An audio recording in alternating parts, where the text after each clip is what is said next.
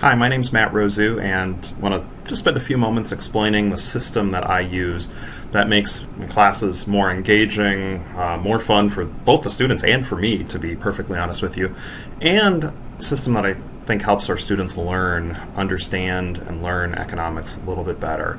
And the way that I do this is use monetary incentives in a system of economic experiments that I run throughout the semester. And I do this both in Principles of Microeconomics course and in a game theory course.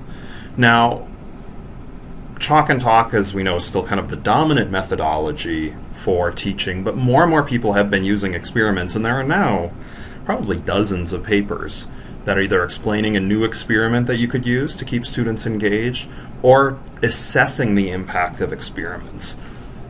But most of the experiments that are run seem to be either hypothetical or not for monetary incentives, not using monetary incentives.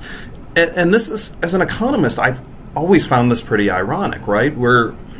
We are discussing kind of one of the tenets of economics is that people respond to incentives. Sure, a hypothetical experiment, people might just try to do well, but it's a lot different than having just a little bit of money on the line. This point's kind of so key, right? It's one of Mankiw's 10 principles of economics. People respond to incentives. So why would we want to run economic experiments without incentives? Well, there are some pretty good reasons why you'd want to run them without incentives, right? Teachers of economics don't usually get a budget to go ahead and pay students for their performance in the experiments. And I don't get a budget for that either, and I wouldn't want to do that. So I set up the system where students will pay in a little bit of money right at the beginning of the semester, and I just call it a experiment lab participation fee. Sciences often have lab participation fees. Everybody has to buy the books at the beginning of the semester. Students view this expense just much like buying another textbook, only this is a lot cheaper than most textbooks. I take in $12 in the Principles of Microeconomics class. Everybody pays in $12. For the game theory class, everybody pays in $25. The money's then just put in a bank account, basically held in escrow, taken back out at the end of the semester, and then everybody's paid back. What that money allows, though, is me to run the set of economic experiments that so many great economists have come up with, these just fascinating, incredibly cool experiments that emulate real world situations, but I'm able to put money behind it, and I'm able to do it without my own expense.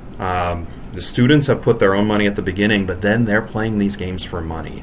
And you better believe having a little bit of money on the line changes their behavior dramatically, right? They care. They want to win.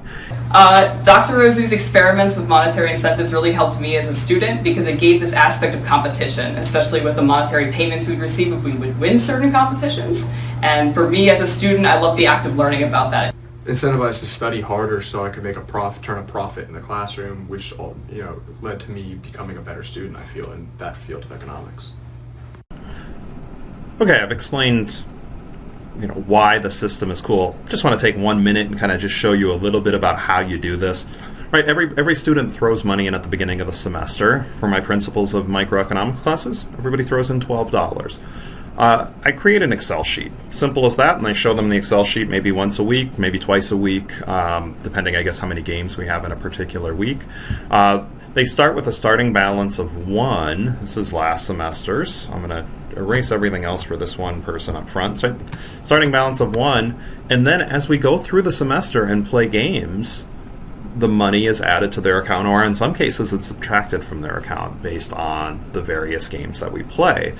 In the paper proposal, I actually have a list of the games that we've played, and I don't include the instructions for any because I don't want them online. I don't really want my students to get the instructions before we play them. But if you have interest in any of the instructions, send me an email. I'll just fire them all off to you. Right, everybody's starting balance of 1. There's a trading game. Right, we can see ID number 6, and I have their names in in columns B and C, but I'm hiding that for their anonymity. And that's what I do throughout the semester. Everybody puts in an ID number, and they're referred to by that ID number throughout the semester, so they have a little bit of anonymity. Trading game shows it's kind of a bartering economy trading game right at the beginning of the semester. We can see ID number 6 won $2.4, right? Let's say if ID number 2 also won 2.4, right? You see their balance goes up from 1 to 3.4. There's a perfect competition game. We played it a couple times.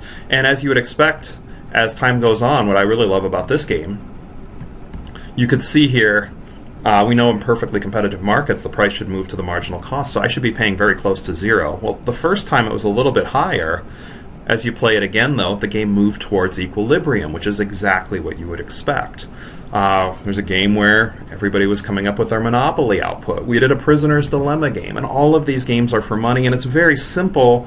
At the end of class, you just take all of the sheets, you add it in. Then at the end of the semester, everybody gets whatever balance they have in their account.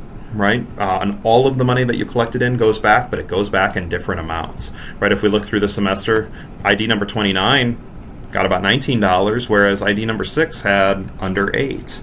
ID 47 had under 7. 89 had $13.59. The amount of money people received at the end was a function of how well they did in the games. So this stuff matters. The students know it matters, and they try hard. And what I like about that is because they know it matters and they try hard, they start to internalize the concepts. In the Prisoner's Dilemma game, there's nothing that helps you figure out, wait a second, why shouldn't have I shared? Then if you share in the game and you get burned, you start to realize, oh yeah, the equilibrium would be for us both to defect. It's fantastic. We know all of these concepts well because we teach economics. For the students learning it, though, having them go through these stylized games, but for money, it's fantastic, and I found it so much more effective than just trying to have them do it hypothetically. So thanks for taking the time to watch this presentation. Once again, if you would like any of the instructions for any of these, feel free to send me an email, and I'll share everything I have with you. Thank you very much.